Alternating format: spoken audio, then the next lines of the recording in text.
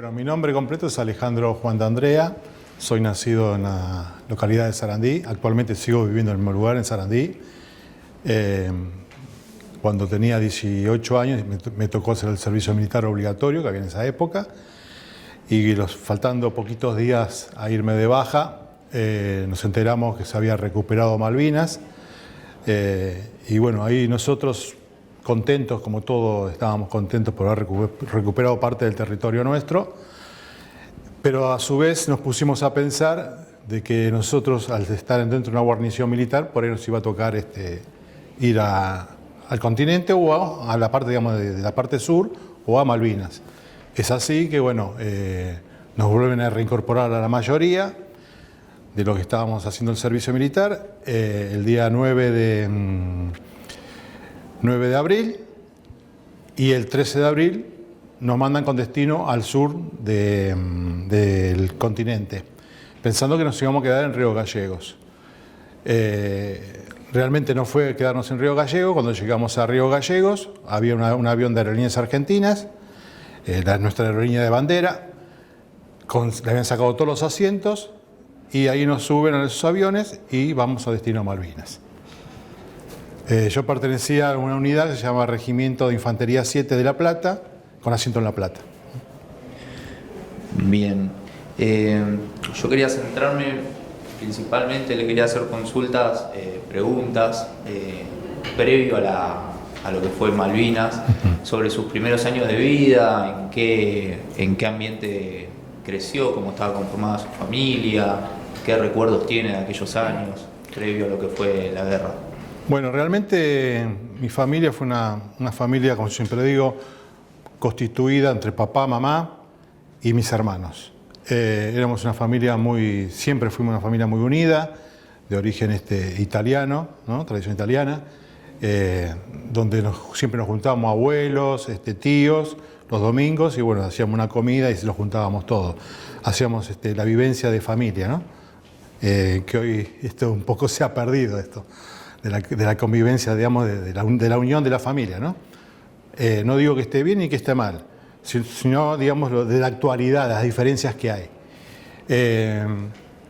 Mi mamá, una persona de ama de casa, mi papá era un obrero, trabajaba en la industria gráfica, con mucho sacrificio, le costó mandarnos a los tres a estudiar, el colegio primario, secundario, y bueno, yo estaba ya empezando la carrera universitaria, ¿no? En la tecnológica acá de Avellaneda. Bien, y sobre esos primeros años, en base a lo que contaba de sus padres, ¿recuerda algún valor o tiene algún valor presente que le hayan transmitido ellos, que le haya marcado en la vida? Sí, el valor que siempre me inculcaron, yo siempre digo, las buenas costumbres, ser una persona leal, fiel al amigo y ser bondadoso a aquel que lo necesita, ¿no? Bien, ¿y recuerda de aquellos años de juventud algún hecho particular o momento de su vida de aquellos años que lo haya marcado? A mí me marcó mucho la amistad de los amigos que siempre he cosechado a través de la vida, ¿no? Tanto sea en el colegio primario, que hoy actualmente nos seguimos juntando, del colegio secundario también nos seguimos juntando, de parte de algunos chicos de la universidad y también del servicio militar, ¿no? Siempre coseché amistades. Eso es lo que siempre me marca, y me marca a mí la juventud antes, digamos, de la guerra o antes de Malvinas, esa dinámica que uno tenía de adolescente, de ir a bailar, de tener una novia y jugar a la pelota. A mí me encantaba jugar a la pelota, es así que llegué a jugar en el Club Atlético Independiente, como también con mucho esfuerzo llegué hasta divisiones inferiores, pero lamentablemente después de la guerra me cortó casi todas las cosas, ¿no? Y de aquellos años de juventud que usted se refiere, está contando sus experiencias, ¿recuerdan en esos momentos usted ya tenía alguna opinión formada sobre Malvinas o a nivel político? ¿O discutía con amigos, con sus padres? No, lo que había aprendido de Malvinas es lo que aprendí en el colegio, Claro. que salía en todas las revistas. Por ejemplo, en esa época había unas revistas que se llamaban Anteojito y Villiquen, salía el tema de Malvinas, el tema de la Antártida. Recuerdo también el año 74, cuando estuvo la presidencia de Juan Domingo Perón, que él hablaba mucho del tema de la importancia del Atlántico Sur, pero como todos jóvenes, le daba la importancia ahí limitada, ¿no? Claro. Bien, le voy a ceder la palabra a mi compañera Sabrina. Buenas tardes. Bueno, por lo pronto yo quería empezar a hablar un poco sobre el tema de la convocatoria. ¿Cómo es que usted había sido convocado para la guerra? Como contaba al principio, estaba dentro de un servicio militar obligatorio, en el cual ya me estaba por ir de baja, nos cortan la baja, a algunos que ya le habían dado la baja los vuelven a reincorporar y nos acuartelan en el regimiento, en el 7 de La Plata, que era, el día 9 de abril. De ahí, desde el 9 de abril hasta el 12 de abril, quedamos encerrados y nos empiezan a dar el armamento y la ropa que tenían ellos ahí en el cuartel. El día 13 nos cargan en camiones y en colectivos y nos mandan al Palomar de Morón. De ahí del Palomar de Morón, como contaba, nos mandaron en aviones hasta Río Gallegos y de Río Gallegos a Malvinas. Bueno, viendo y considerando que la imagen es muy presente de cómo fue el traslado, la sensación, ese primer momento, ese que recibió la noticia, digamos, ¿la recuerda? ¿La tiene presente? Sí, como todo nos querían una aventura. Para nosotros, como jóvenes, era una aventura que no dimensionábamos el peligro o a dónde iba a terminar esto, ¿no? Entonces estábamos todos eufóricos, como que lo que habíamos aprendido, que San Martín, Belgrano habían defendido la patria, la bandera, y bueno, estábamos eufóricos en ese sentido, ¿no? Bien. ¿Quién fue el que le dio la noticia de su convocatoria? ¿Se recuerda?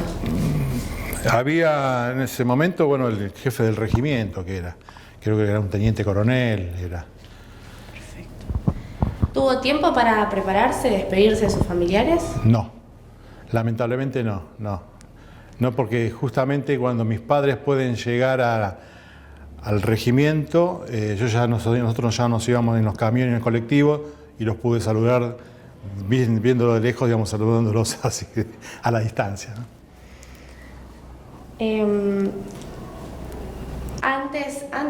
Previo a llegar a Malvinas y todo lo que bueno, viene comentando, que iba preparándose, los traslados, como todo, bueno, una euforia, digamos, llegando.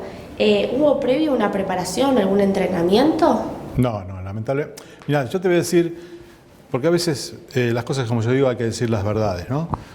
Nuestro regimiento era un regimiento de ciudad, ¿no? En La Plata. Es convocado, digamos, a ir a Malvinas porque el general de brigada, la brigada que pertenecía a nuestro regimiento, era amigo del general Galtieri. Entonces, entre amigos, como que se debían favores. Entonces, la unidad nuestra, el 7 y la brigada 10, que era de La Plata, son convocados a ir a Malvinas. Unos 2 meses antes habíamos hecho el último entrenamiento a La Pampa, ¿sí? Ese entrenamiento que habíamos hecho a La Pampa, con unas temperaturas, como hace ahora en Buenos Aires, 38 grados, 40 grados de calor. Con ese mismo equipamiento, la mayoría fuimos a Malvinas, donde hacía 15 grados bajo cero. Así que la preparación no fue buena. Bueno, y hasta el momento, ¿qué se pensaba sobre la misión o sobre el hecho de ir a defender a las islas entre sus compañeros o el mismo grupo que se iba consolidando? Nosotros lo que pensábamos que era, como te contaba, una aventura, que no iba a ir a pasarse a mayores a un conflicto ya bélico, digamos, de una guerra. Y ellos mismos, los militares, nos decían, los llevamos a pasear, van a estar ahí un tiempo y después vuelven de vuelta al continente y vuelven con toda la gloria, nos decían. Como que la guerra, digamos, no iba a suceder, ¿sí? Es así que estábamos con pocas provisiones, con armamentos muchos que no funcionaban, y con el equipamiento de ropa que tampoco era adecuado a la zona. Nuestro regimiento hablo, siempre cuando hablo. Muchas gracias, le cedo la palabra al compañero.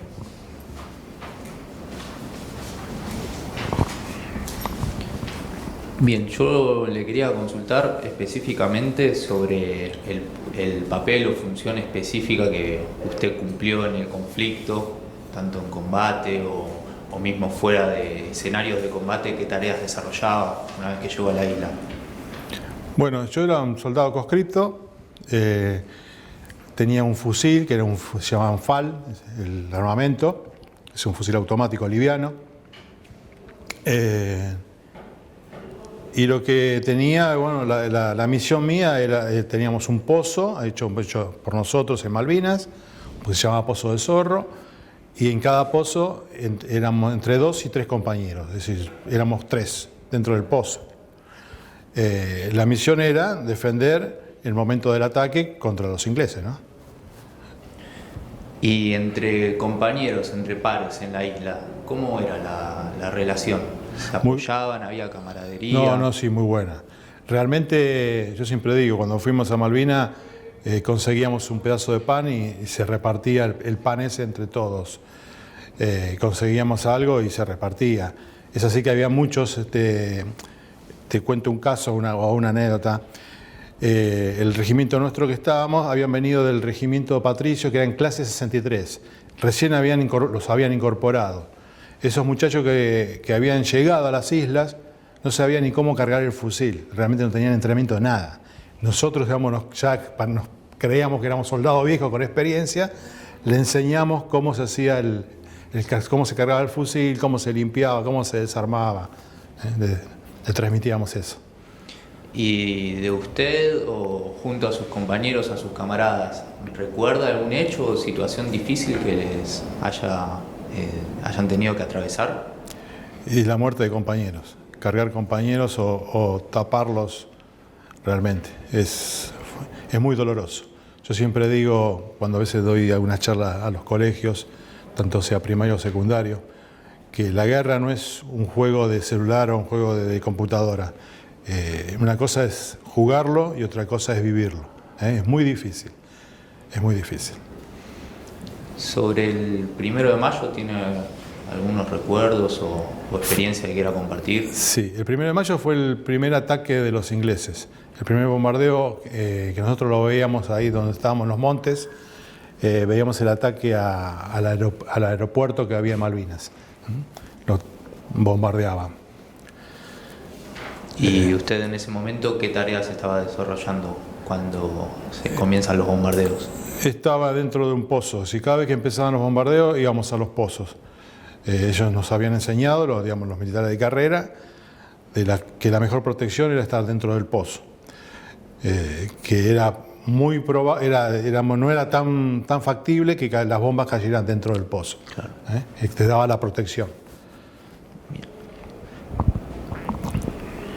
Yo quisiera preguntarle, en continuación a lo que le estaba preguntando mi compañero, ¿qué era lo que más extrañabas de casa mientras que vos estabas en Malvinas? Mira, 2 cosas importantes. Una, el amor como yo digo, de mamá y papá, ¿no? Realmente más de mi vieja, el cariño, digamos, de la madre, digamos, ese abrazo o el beso de la noche, ¿no? Como te contaba, éramos una familia muy unida. Y después, aunque a ustedes les parezca mentira, el baño. El baño. El baño es una cosa, tanto sea llamado higiénico, como la parte de una ducha. Claro. Es así que nosotros, o en mi caso, no me aguantaba el olor que tenía encima. Imagino que debe haber sido fuertísimo. Sí. Y quería también consultarle sobre si hubo algún objeto o recuerdo que llevaste con vos a la hora de volverte para casa, digamos. Si o si te llevaste algún recuerdo de casa que te diera fuerzas allá, o si te trajiste algo con vos a la hora de volverte. No. Algo que represente, digamos.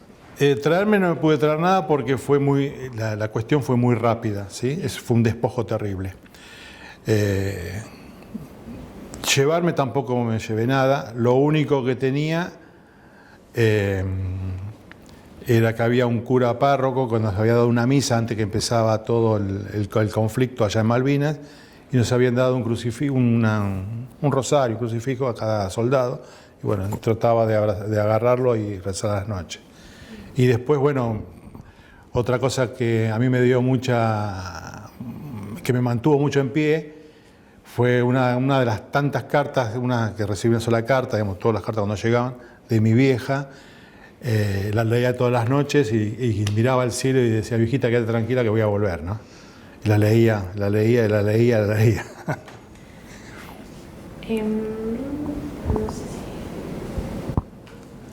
si... Yo quería consultarle, retomando lo que estábamos hablando sobre los bombardeos, si usted participó efectivamente en Monte London, ¿no?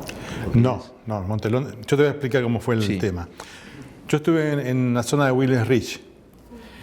El día, perdón si me equivoco a veces las cosas porque no tanto tiempo uno pasó, ¿no? Creo que fue el 9 o el 10 de junio. Hay un bombardeo muy grande de la artillería naval de los ingleses sobre el Willis Reach y Monte London, sobre toda esa zona.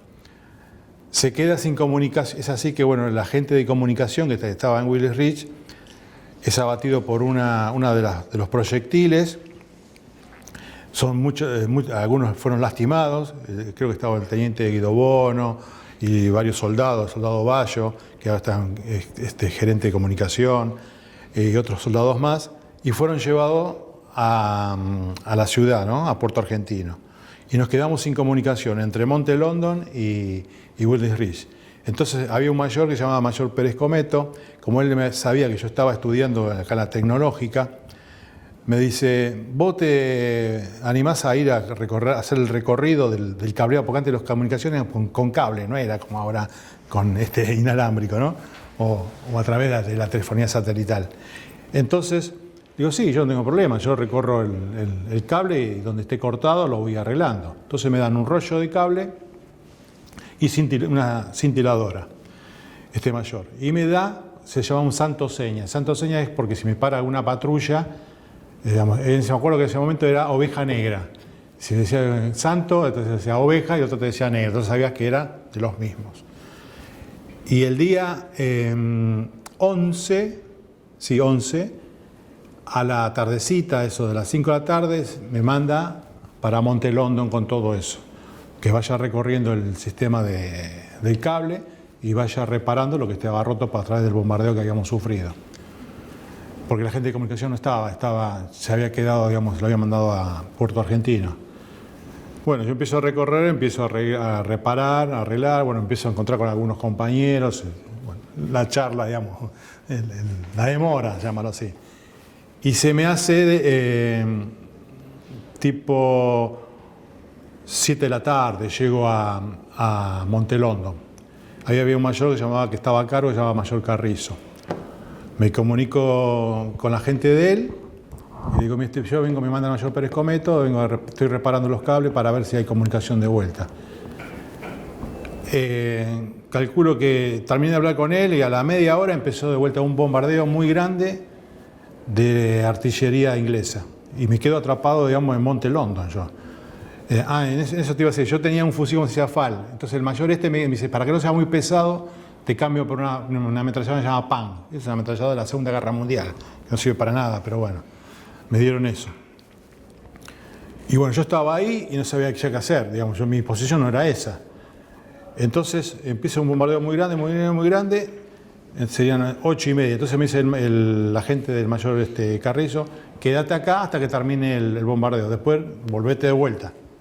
Bueno, ahí me quedo detrás de unas piedras, porque ni siquiera tenía pozo, no tenía nada.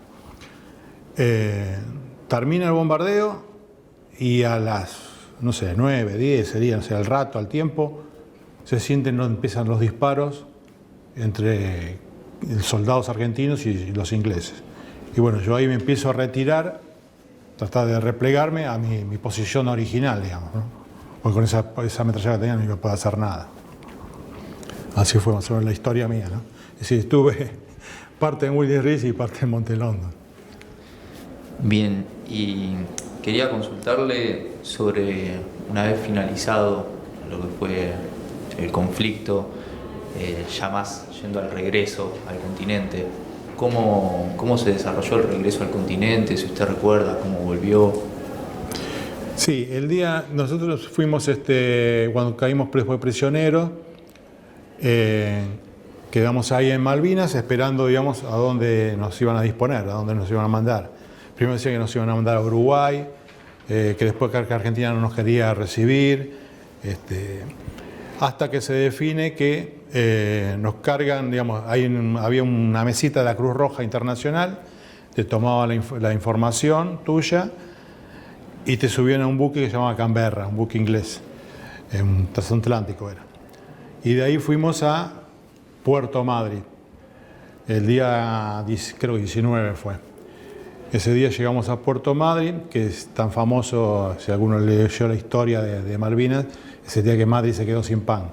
La gente, digamos, los madrileños de ahí, iban a las panaderías a conseguir pan, factura, esa cremona, todas esas cosas, y corrían atrás de los camiones del colectivo para darnos algo tan preciado que no lo habíamos comido nunca, ¿no? Desde donde estuvimos en el conflicto.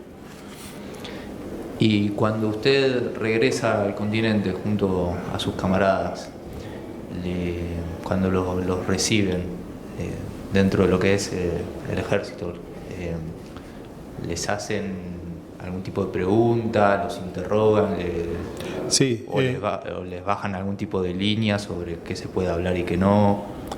Cuando nosotros regresamos de vuelta, como decía, al continente de Puerto Madryn, nos llevan a Trelew, en Trelew nos cargan en aviones, volvemos de vuelta al Palomar de Morón y de ahí nos mandan a Campo de Mayo, donde hay una guarnición muy grande del ejército.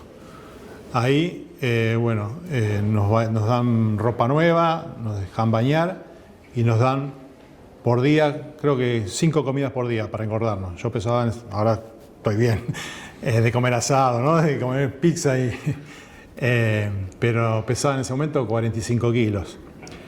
Y bueno, de ahí nos llevan a un lugar que es como una especie de interrogatorio, nos hacen firmar una planilla, cómo fue el repliegue de cada uno de nosotros y qué habíamos visto y que teníamos prohibido hablar o contar a la ciudadanía lo que habíamos vivido, ¿no?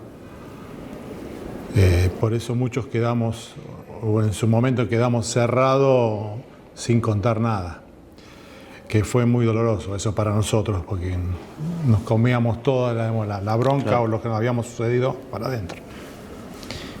Y dentro de lo que fue el regreso, ¿recuerda cuál el momento en el que se reencuentra con su familia?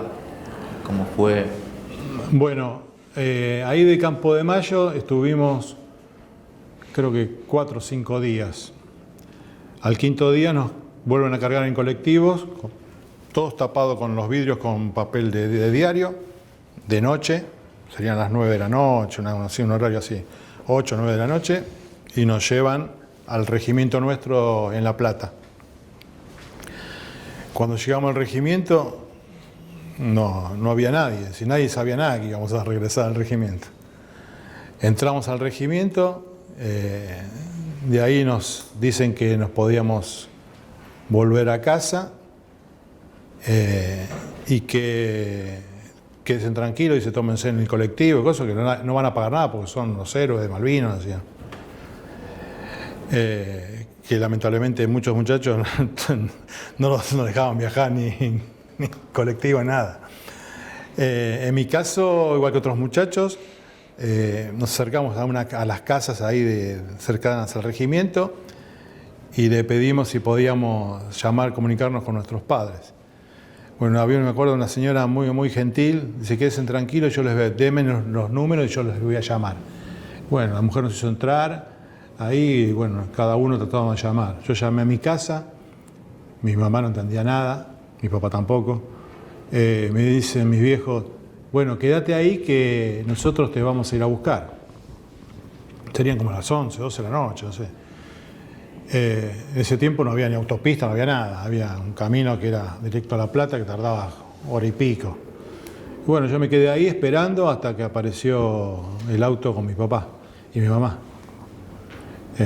Cuando me vieron, bueno, mi mamá calculaba toda madre, ¿no? Abrazos y bueno. de lo mejor. Y una vez que ya regresa, que vuelve a su vida cotidiana, a restablecer los vínculos familiares, amigos, ¿qué recuerdos tiene de ese momento del regreso? Tanto en términos de laborales, recuerda, no sé, alguna experiencia posterior al regreso en lo que fue poder conseguir un trabajo, cómo se desarrollaba para un veterano ese día a día después del conflicto. La verdad que en mi caso personal el regreso no fue muy bueno, pero no por culpa de los demás, ¿no? Sino por lo que yo había vivido. Es así que me quedé encerrado en mi casa, no quería salir. No podía dormir en la cama, dormía en el piso, en la alfombra. Costumbre que había adquirido allá en Malvinas, ¿no? Entonces como que parecía que me dolía la espalda dormir en la cama. Hasta que de vuelta volví a acostarme de vuelta en mi cama, ¿no? Pero no quería tener este diálogo con nadie. Estaba encerrado en sí mismo y no quería tener diálogo ni con mis amigos, ni con el resto de mi familia, solamente con mis hermanos que estaban ahí, mi vieja y mi viejo. Me costó mucho.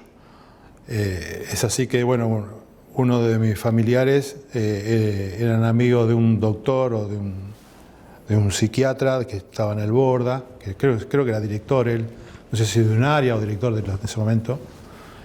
Le dice a mi papá que le recomienda que me hagan tratar porque en esas condiciones que yo estaba podía ir a tomar caminos equivocados. Es así, bueno, que mis viejos vienen y se juntan una noche en la mesa con mis hermanos y bueno, mi mamá veo que se pone a llorar, perdón si, porque no vuelvo a recordar eso. Mi mamá se pone a llorar y bueno, me dice, mira hijo, nosotros queremos ayudarte y queremos que vos salgas adelante y que vos vas a ser el Alejandro que eras antes. Y bueno, yo le dije que sí, que necesitaba ayuda. Y bueno, y ahí me hacen el tratamiento con este doctor, ¿no? Que gracias a Dios estuvo 6 meses. Y bueno, gracias a eso volví de vuelta, no a ser el que era antes, pero volví de vuelta a recuperarme. Que siempre me dio bronca, que yo siempre dije, aquellos que nos mandaron se olvidaron de nosotros, ¿no? Nos encontraron por la puerta de atrás y nos abandonaron. Es así la cantidad de suicidios de compañeros nuestros que se han suicidado, ¿no? Yo tuve la suerte de tener una familia. No todos tienen una familia, o no todos. Hay padres que por ahí tienen 10 hermanos y desconocen el tema, ¿no? Siguiendo con esto que estaba contando, me gustaría como decir, bueno, qué buen mensaje de fortaleza y que hoy, después de haber pasado por tanto, ¿qué mensaje te gustaría dejar para estas futuras generaciones sobre lo que viviste? Digamos, yo siempre digo, no soy ejemplo de nadie, ¿no? Sí puedo dar mi experiencia como persona y por lo que he vivido. Yo siempre digo, nunca hay que rendirse.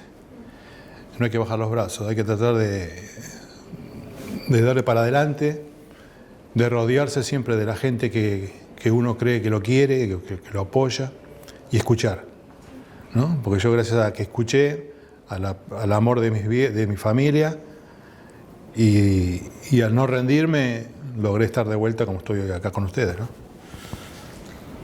Y si tuvieras que hoy decir qué significa para usted Malvinas.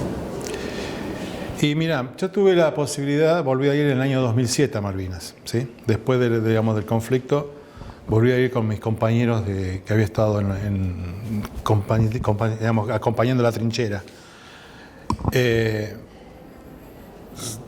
Encontré en mi persona 2 sentimientos encontrados, ¿no? Uno de alegría y uno de tristeza. Uno de alegría y uno de tristeza. Alegría por pisar de vuelta territorio argentino, ¿no? Por lo que habíamos defendido, luchado. Y tristeza por ver cómo había quedado el campo de batalla, cómo cuando fui al cementerio de Darwin, ver la cantidad de cruces, ese viento inhóspito, solos ahí, y pensar que debajo de una de esas cruces podía haber estado yo o cualquiera de mis compañeros. Es muy, muy, muy triste. Y bueno, es así que yo tomé un camino, yo siempre dije, transformo lo duro mío o la tristeza mía en charlas, en difusión sobre el tema de la causa Malvinas, ¿no? No de la guerra, sino de la causa. Hablar desde el año 1833 hasta la actualidad, pasando por todo, ¿no? Eso es la enseñanza que yo trato de darle a los que me convocan, no solo a mí, sino que tenemos un grupo de trabajo, vamos a los colegios, a primarios, secundarios, instituciones, a cooperativas. Es así que acá hay una compañera que creo que me ha escuchado, ¿no? en algunas de las charlas. No damos mensaje de odio, eso es lo importante. Odio no, pero sí de conocimientos y de cómo se podría volver de vuelta a recuperar Malvinas, no a través de las armas, sino a través de la diplomacia. Y si tuvieras que desear y que se cumpla y que se haga honor a los veteranos y a los caídos, ¿qué te gustaría que fuera? ¿Qué me gustaría? Que nos respeten, nada más. Yo siempre digo, yo no quiero ser más que nadie ni menos que nadie, pero sí a veces un respeto. A veces yo veo en lugares que hay falta de respeto, ¿no? Y no de la sociedad común, es decir, no de los pares comunes, sino a veces de autoridades que se olvidan. O por ahí creen que nosotros somos parte de una dictadura que fue en ese momento y no tenemos nada que ver con esa dictadura. Yo era un ciudadano común, que muchos compañeros nuestros éramos ciudadanos comunes, que estudiábamos, trabajábamos o buscábamos la vida cotidiana que creo que hoy los jóvenes tienen. Nos tocó hacer el servicio militar, cumplimos con una ley de defender la patria y bueno, volvimos de vuelta a ser de vuelta ciudadanos. No somos de carrera militar, por eso, y menos de ese tipo de gente, ¿no? Que fue en ese momento una dictadura. Porque no hay que confundir tampoco a aquellos que eran de carrera militar, que cumplieron con su deber, ¿no? Y con referente, algo que me olvidé que vos me has preguntado, al tema del trabajo. Fue también una mochila muy pesada el tema del trabajo. Nos trataban de loquitos de la guerra. A muchos de nosotros nos íbamos a buscar laburo. Cuando se enteraban que habíamos estado en Malvinas, no nos tomaban. Fue muy difícil. Por eso teníamos dos problemas. El problema, digamos, del tema de la salud, más el tema, digamos, de la discriminación. Bien. Yo le quería consultar en base a lo que estaba recién usted comentando sobre la actualidad. ¿Usted cree que en la actualidad en las nuevas generaciones se mantiene viva todavía el legado de Malvinas, la llama de Malvinas? ¿Cree que se está perdiendo a nivel cultural? En caso de creer eso, ¿cómo cree que se podría revertir? ¿O usted cree que todavía en la juventud, en las nuevas generaciones de jóvenes, hay una concepción clara de lo que fue Malvinas, de lo que representa no solo a nivel histórico, sino como a nivel geopolítico, a nivel de territorio, digamos, con recursos y bueno, obviamente pertenecientes a la Argentina? Mira, yo te voy a decir lo que yo puedo apreciar, digamos, por experiencia.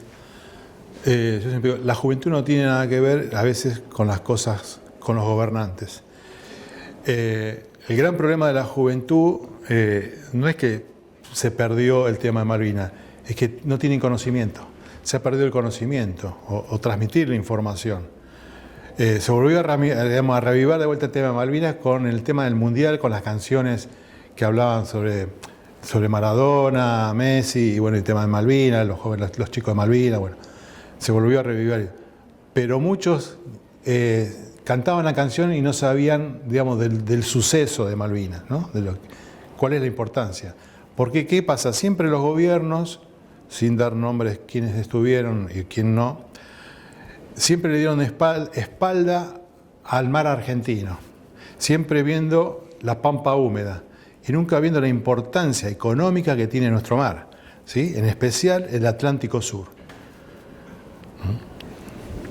Bien, y en base a, a lo que es la importancia a nivel geopolítico de todo lo que es no solo Malvinas, sino la región del Atlántico Sur, ¿usted cree que lo que es el conflicto Malvinas fue algo que inició y terminó en el 82, o es algo que aún se mantiene en situación de conflicto, en estado de conflicto, y que es previo y posterior al 82? O sea, que comienza anteriormente a lo que fue el 2 de abril del 82 y luego se mantiene en el tiempo. ¿Fue algo específico del 82? El conflicto bélico fue algo específico del 82. Fue para mí, y lo que he analizado, lo que he leído, fue un manotazo de ahogado de la dictadura. Tenía problemas políticos, problemas económicos, presiones del pueblo, habían tenido paros de la CGT, movilizaciones del pueblo, y tocaron algo muy querido por los argentinos, que era el tema Malvinas.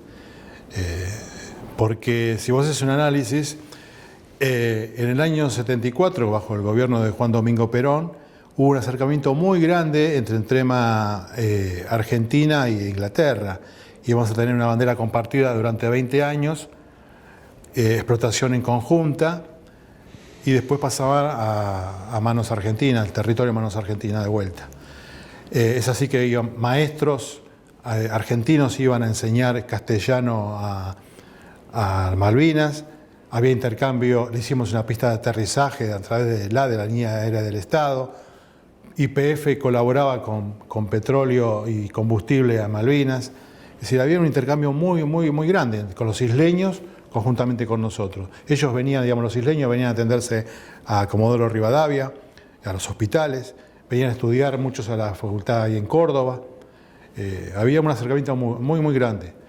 Lamentablemente el gobierno, ese que estuvo, gobierno dictatorial militar, tomó algo querido por el pueblo, algo para mí equivocado, y destruyó las buenas relaciones que íbamos a tener, ¿no? Creo que hoy Malvinas hubiese sido Argentina, como pasó con Hong Kong. Y yendo más de fondo al terreno político, usted comentaba que para usted la vía para poder recuperar las islas es puramente diplomática. En ese sentido, ¿usted cree que la Argentina debería tener, para poder recuperar las islas por la vía diplomática, alianzas a nivel geopolítico con países que, digamos, le permitan ser como un complemento a la hora de ir a discutir el tema Malvinas a nivel internacional? Sí, yo creo que lo tuvimos cuando Latinoamérica estaba toda unida, ¿no? Latinoamérica tenía un pensamiento, una unión, y cuando se presentaba los reclamos en las Naciones Unidas o cualquier organismo internacional, se iba con toda la base de apoyo, digamos, sobre el tema de la causa Malvinas. Eso lamentablemente se fue perdiendo, y lamentablemente yo siempre digo, como nosotros argentinos estamos tan divididos, siempre tan peleados, y no logramos una unión entre nosotros o un proyecto, ¿no? Un proyecto de país, que es lo que queremos como proyecto de país. En ese tema de proyecto de país tendría que estar el tema de la causa Malvinas. Es decir, gobierno que gane o gobierno que esté en el poder debe seguir a través de su Cancillería una proyección o un lineamiento sobre el tema de Malvinas. Y estamos siempre cambiando. Somos amigos de los ingleses, no somos amigos de los ingleses, somos amigos de esto, no somos amigos de aquello, criticamos a China, somos amigos de China, y así nunca vamos a lograr nada. Quería consultarle en la actualidad cómo es tu relación con los veteranos. Relación con los veteranos, muy buena. Como siempre, algunos por ahí no puedo simpatizar con alguno, o alguno no puede simpatizar conmigo, pero bueno, pero no por temas ajenos, sino porque por ahí no hay allegado, no sé, o algún malentendido por ahí. Y si en esas, digamos, anécdotas que tienen para contarse hoy, y ustedes sienten como una unión extra, esa complicidad. ¿Sienten que esa complicidad que hoy los une los lleva a tener más fuerza para seguir luchando la causa Malvinas? Sí, yo por ejemplo me sigo juntando con un montón de compañeros míos, no solo de acá de Avellaneda, sino que de Lanús, de Quilmes, de La Plata. Tengo muy buena relación con casi todos. Es decir, yo trato de no tener problemas, no me gusta discutir cosas.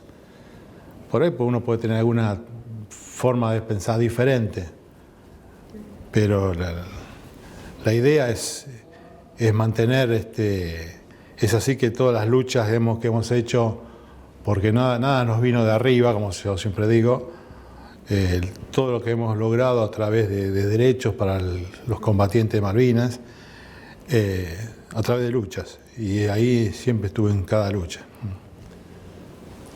¿Hoy día integras alguna organización? Acá en Avellaneda sí, entré en una agrupación. Después trabajo en una mesa que se llama MECOMA, Mesa Coincidencia Malvinas. Trabajo también conjuntamente con la Federación de Veteranos. Conjuntamente también trabajo o colaboro con el CECIN de La Plata. Y como para ir cerrando, quisiera consultarle sobre, bueno, primero qué otro veterano te gustaría que nosotros lo entrevistemos y si quedó algo más importante por decir que tengas ganas de compartirnos. No. Si entrevistar a cualquier otro veterano, no sé, lo que ustedes quieran. Yo los que quieren les puedo darle nombres, pero no sé si también quiere, si tendría que preguntarles si quiere la entrevista o no, ¿no? Porque a veces algunos son, no sé si de palabra decir tímidos, por ahí son medio retraídos y no quieren mucho hablar. ¿Y qué decir? Y bueno, decir que me agradezco en primer lugar por esta invitación, por esta entrevista. Agradezco también que ustedes levanten la bandera de la causa Malvinas, es importante, y más en una universidad. Yo siempre digo, donde más hay que apuntar a veces en los universitarios, que lleven adelante el tema de la causa, que dentro de la causa está también el conflicto bélico, ¿no? Pero de importancia que tiene Malvinas, importancia que tiene para nosotros como recurso. Yo siempre cuando hablamos así en charlas, yo les cuento, los isleños vendieron desde el año 85 hasta la fecha en licencias pesqueras 157.000 millones de dólares.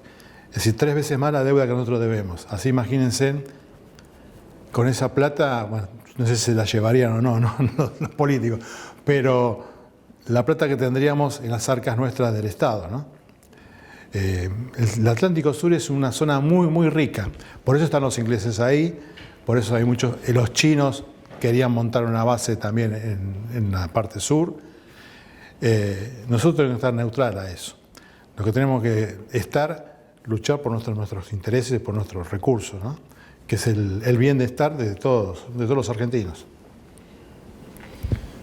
Alejandro, volviendo por ahí un poco al periodo del 82 de la guerra, hay un debate o se menciona mucho el tema del abastecimiento de las posiciones una vez que inician los bombardeos y de la rotación o de la no rotación, mejor dicho, de las tropas. Entonces por ahí contar tu experiencia, si estuviste desplegado en Wilder Ridge durante todo el conflicto y cómo fue, digamos, el tema del abastecimiento en los distintos periodos, ¿no? Hasta el 1 de mayo el abastecimiento venía todos los días. Después de que empezó el bombardeo de la artillería inglesa, tanto sea naval, se cortó el abastecimiento. No llegaba ya muy poco, un día sí, un día no. Lo que llegaba, un cilindro se llamaba un tacho de acero inoxidable, de este tamaño más o menos, así redondo, donde se preparaba una especie de guiso. Cuando llegaba al lugar, las posiciones nuestras, llegaba frío y nada sólido, era todo líquido, porque lo iban depredando los que iban agarrando, ¿no? Fue muy difícil el abastecimiento. El abastecimiento se cortó totalmente. Es así que muchos tomaron, de nuestro regimiento hay un episodio de que 4 muchachos, nosotros estábamos frente a un río que se llamaba Murray. Frente había una especie de estancia o cabaña, no sé cómo es el nombre que uno le puede decir, de los isleños de la zona. Entonces uno de los muchachos se le ocurrió decir, mira, ahí enfrente hay una cabaña, debe haber seguro abastecimiento, debe haber comida. Bueno, vamos. Se dedicaron 4 muchachos, cruzaron con un bote que había ahí de madera, ese río Murray, al lugar ese, a conseguir provisiones. Por lo que vimos después de la vuelta, consiguieron las provisiones, pero tuvieron la desgracia, cuando volvieron, se equivocaron, digamos, de donde habían entrado, de donde habían salido, y entraron a un campo minado. Apoyaron lamentablemente el bote y murieron los 4. Explotó las minas y murieron los 4. Pero ellos fueron en busca de provisiones para todos nosotros, ¿no? Por la falta de abastecimiento.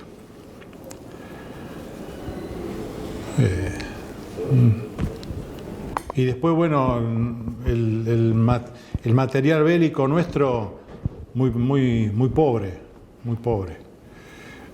Muy pobre. Yo me acuerdo el último día que nos retiramos, digamos, de ahí de Willis Ridge, con este mayor que yo te contaba, Mayor Pérez Cometo, fuimos los últimos 2 a retirarnos de arriba, haciéndole el aguante para que el regimiento se retire, los soldados se vayan retirando.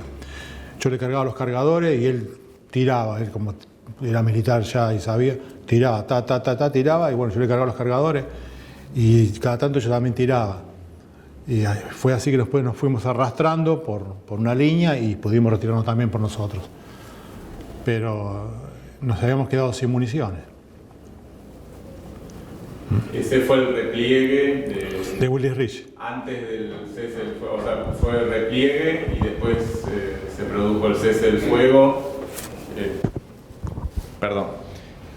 No, para reconstruir por ahí ese momento que quizás antes lo preguntaron también, pero cómo se enteraron de, bueno, se terminó la guerra, ¿no? O sea, cómo fue ese momento y las sensaciones, bueno, la situación de la tropa. Como te contaba, bueno, se retiró la parte del regimiento. Los últimos que fuimos nosotros, 3 o 4, que era el mayor, más 3 o 4 soldados más. Pasamos por abajo de unos puentes que había, unos puentecitos. Ahí nos aguantamos ahí abajo de los puentes porque era terrible la cantidad de artillería inglesa que nos tiraban, ya de Monte London, ya ellos habían tomado de Monte London y nos tiraban desde ahí. Y bueno, cuando pudimos, avanzamos y fuimos más hacia el lado de Puerto Argentino.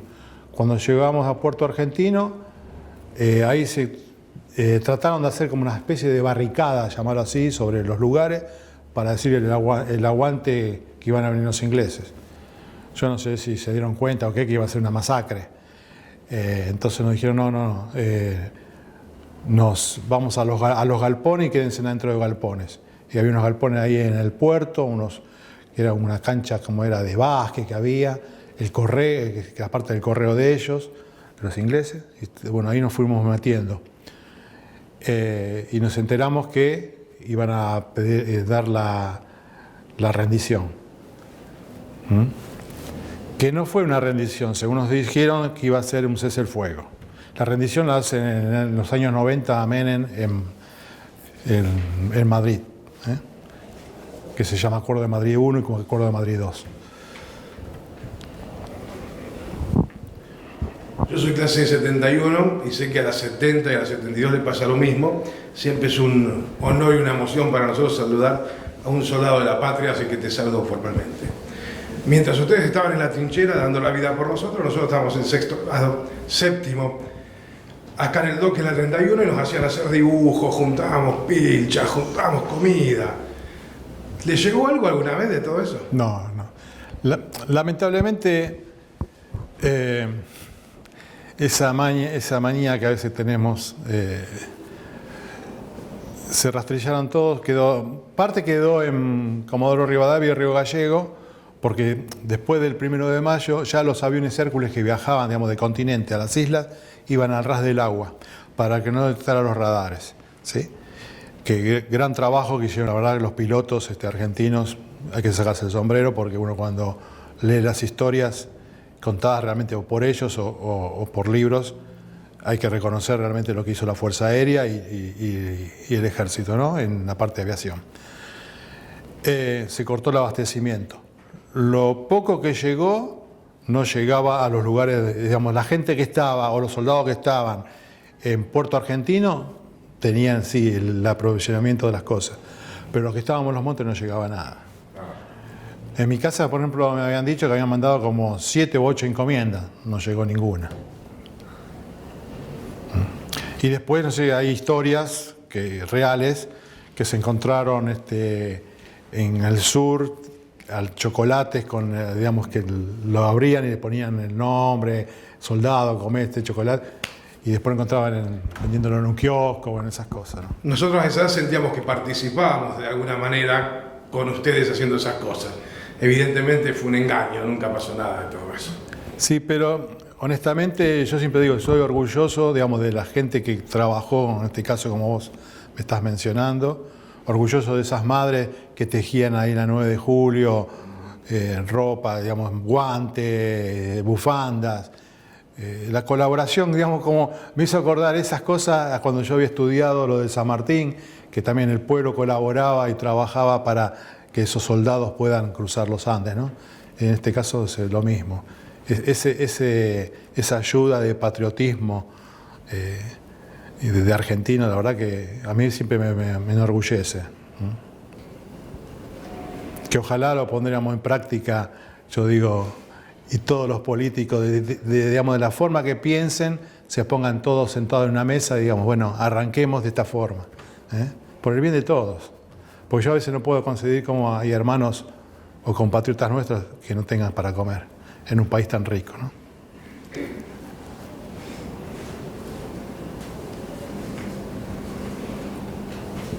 Bueno, muchas gracias, Alejandro, por tus palabras. Y bueno. Yo quería hacerle una pregunta. Con toda la experiencia que nos cuenta un poco, hoy en día, ¿volvería a ir a la guerra? Mira, esta pregunta que vos me haces, una vez me la hicieron en un colegio.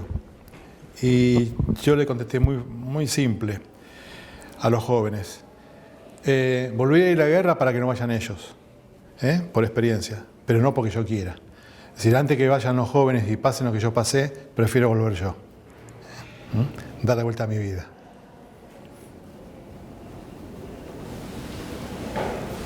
Yo quería hacerle una pregunta en cuanto a lo que es, volviendo un poco a lo de la vuelta. Luego de la guerra, ¿a partir de qué años que empezó a dar charlas en institutos, en colegios, universidades? ¿Y si hubo algún problema al principio o esto de la censura, de que no querían verlo? No. Empecé a dar charlas en los colegios a partir, digamos, del año de cuando volví de vuelta a volver a Malvinas. A mí volver a Malvinas me hizo muy bien. Fue una cura, realmente pude cerrar capítulo de mi historia, digamos, del dolor y volver a abrir un capítulo de empezar de vuelta a una vida nueva. No sé si tan nueva, pero bueno, o saber llevar esa mochila pesada en la espalda, realmente. Malvinas me hizo cerrar eso. Por eso se había armado después viajes a través de muchos municipios que lo colaboramos, digamos, con los impuestos municipales que la gente paga, se pagaban esos viajes a Malvinas a los veteranos, ¿no? Que a muchos les hacía muy bien eso, cerrar esa parte. Y bueno, a partir de ahí, un día así hablando con otros compañeros, ¿y qué podemos hacer por los compañeros caídos? ¿O qué podemos hacer? Y bueno, ahí surgió el tema, bueno, para mantener viva la memoria vamos a empezar a dar charlas, pero no hablemos solo de la guerra, porque con la guerra solo no le enseñamos nada a los chicos.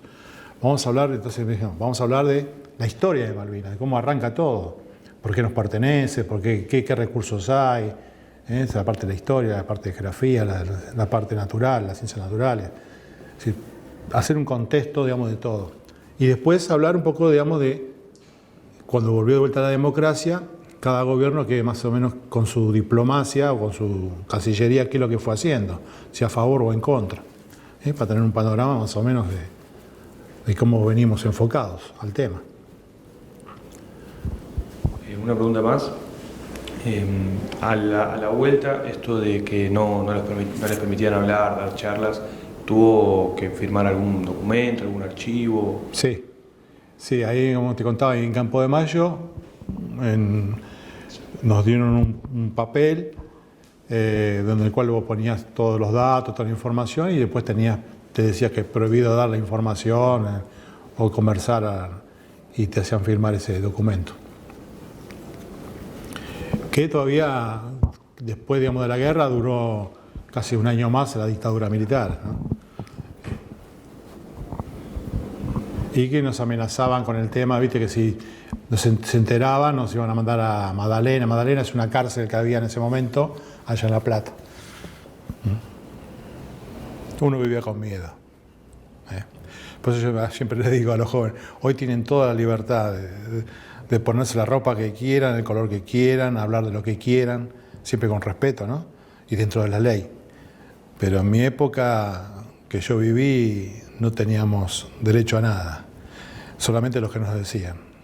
Pelo corto, no puedes usar pelo largo, vos a un colegio, yo el secundario, tenías que ir con blazer, camisa, corbata, pantalón gris, no es que podías ir con jean o una campera roja, eso no. Era escuchar la música que ellos te decían que puedes escuchar, no puedes escuchar ni Piero, ni música de protesta, o mismo el folclore, música autóctona nuestra. Fue muy difícil. Aquel que la vivió, fue difícil vivir en la dictadura.